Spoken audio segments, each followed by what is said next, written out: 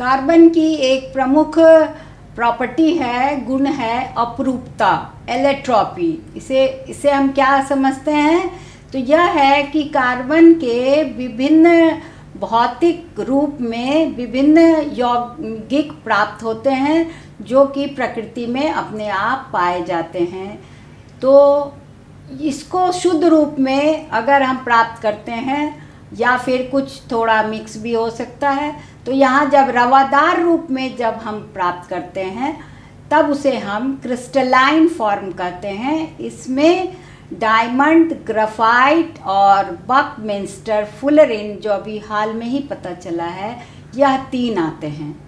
दूसरा है amorphous form. इसका क्या मतलब होता है?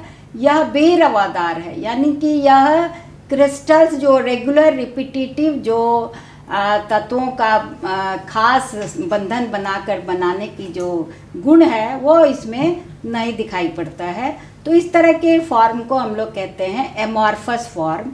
तो अभी एमॉर्फस फॉर्म हम लोग देखेंगे, यह कौन कौन सा है जो प्रकृति में पाया जाता है। सबसे ज़्यादा तो कोल है, जो हजारों साल पहले पेड़ पौधे ज़मीन के नीचे दब गए और कोयला में परिणत हुए, यह कोल है। और भी इसका अच्छा रूप होता है तो कोक है। चारकोल है जो लकड़ी से बार बार उसको डिस्ट्रक्टिव डिस्टिलेशन करके बनाया जाता है।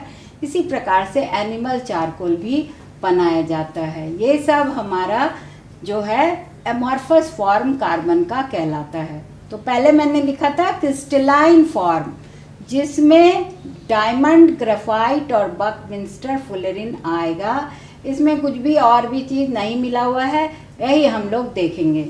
यहाँ मैं देख रही हूँ, एक आपके लिए बनाई हूँ हीरे की संरचना। हीरा, डायमंड, यह अधातु है कार्बन का। यह बहुत ही इम्पॉर्टेंट अपरूप है और यह कठोरतम पदार्थ है। और इसमें इसके चारों जो वैलेंसी है वह इंटैक्ट दूसरे कार्बन से होते हैं और फिर दूसरे कार्बन से आगे बढ़ते जाते हैं। तो ये ऑक्टाहेड्रल शेप बनाते हैं और इसलिए यह बहुत ही कठोरतम पदार्थ बन जाता है। आपने सीखा था कि अधातु कठोर नहीं होते हैं, लेकिन यहाँ हम देख रहे हैं कि यह एक अपवाद है और ये अत्यंत ताप और दाब पर एक किम्बरलिन नाम के पाइप के अंदर यह प्रकृति में डीप इनसाइड जमा होते गया और धीरे धीरे हीरा में परिणत हुआ है। यह विद्युत का कुचालक है लेकिन ऊष्मा का सुचालक होता है। तो यह आप लोग फिर से याद रखेंगे कि 4 परमाणु कार्बन के चारों दिशा में, चारों तरफ से ये अलग अलग कार्बन के एटॉम से जुड़ते चले जाएंगे और यह दृढ़ त्रिआयामी संरचना बनाएंगे। इसे हम कहते हैं डायमंड। अब दूसरा हम देखेंगे ग्रेफाइट की संरचना। ग्रेफाइट आप लोग सबके पास है, पेंसिल का आप लोग उपयोग करते हैं। पेंसिल में जो लिखता है वो ग्रेफाइट है। तो वो आप समझिए कि वो कितना सस्ता है, जबकि हीरा बहुत ही महंगा है और ये बहुत ही सस्ता चीज़ है और ये बहुत ही कॉमन भी है। इसका स्ट्रक्चर आप देखिए, ये हेक्सागोनल शेप, यानी 3 जो इसके वैलेंसी है वही एक दूसरे से जुड़ता है। ये एक तरफ से यह ओपन है। ये जो स्ट्रक्चर आप देख रहे हैं जिसमें मैंने एक डॉटेड लाइन बनाया है, इसका तात्पर्य है कि एक तरफ से ये नहीं जुड़ा हुआ है और इस तरह से ये जुड़कर हेक्सागोनल शेप बनाता है और फिसलनदार, यानी बहुत ही मुलायम और फिसलनदार ये परत दर परत ये शेप बनाते चले जाता है। और इसलिए चूँकि इसमें इलेक्ट्रॉन्स का प्रवाह बहुत ही ज़्यादा हो सकता है, इसलिए इसे हम कहते हैं कि यह विद्युत का बहुत ही अच्छा सुचालक है। तो विद्युत और ऊष्मा दोनों का ग्रेफाइट बहुत ही बेस्ट कंडक्टर भी बोल सकते हैं ये है और इसका उपयोग बहुत सारी चीज़ों में होता है। तो आप पुनः इसे याद करेंगे कि 3 परमाणु आबंधित होकर एक षटकोणीय रचना हेक्सागोनल शेप बनाते हैं। यह आपके पेंसिल में है और मशीन सब में भी ग्रीजिंग करने के लिए, चिकनाई उत्पन्न करने के लिए इसका उपयोग किया जाता है। अब ये लेटेस्ट जो है, जो एक गुंबद जैसा है, कुछ दिनों पहले ही इसको प्राप्त किया गया है। और यह एक फुटबॉल जो आप लोग खेलते हैं उसी ढंग से ये रहता है। और इसमें 60 से लेकर 70-75 तक कार्बन एटॉम्स जुड़े रह सकते हैं और गोल गुंबद की रचना बनाते हैं, जिसे हम जियोडेसिक गुंबद कहते हैं।